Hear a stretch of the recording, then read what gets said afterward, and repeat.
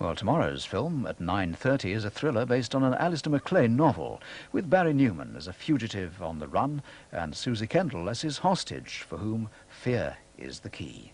Earlier at 8, a new series of Holiday 89 begins in the company of Desmond Lynam, Anne Gregg and Kathy Taylor. And after that, comedy in Yes, Prime Minister. To end the evening, we join the bawdy, brassy and beautiful Bette Midler in concert with humour and songs at 11:10. And that's tomorrow on BBC1.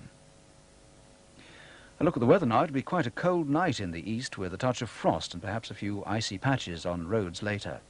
After a dry, bright start, rain will move across all areas, reaching the east coast of England and Scotland in the late afternoon.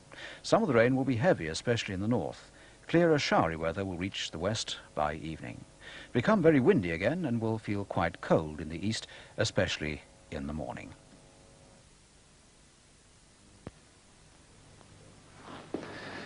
Hi there.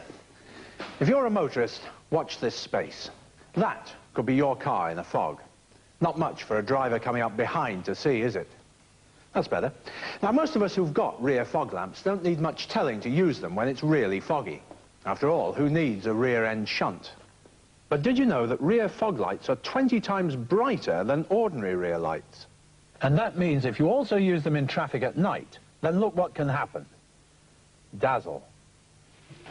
And if the windscreen is wet, then the driver behind could be in real trouble. Because if you brake, the chances are he won't even see your brake lights come on.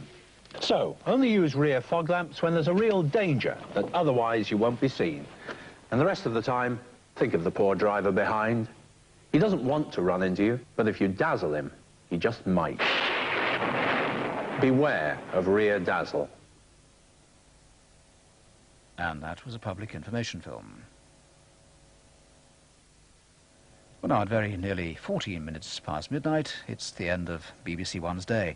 Some way to go still for Radio 1 with Richard Skinner, who goes through till 2 a.m, while Radio 2, as always, provides non-stop music, chat and news 24 hours a day. At the moment you'll find Brian Matthew talking with his guests from the world of the arts around midnight.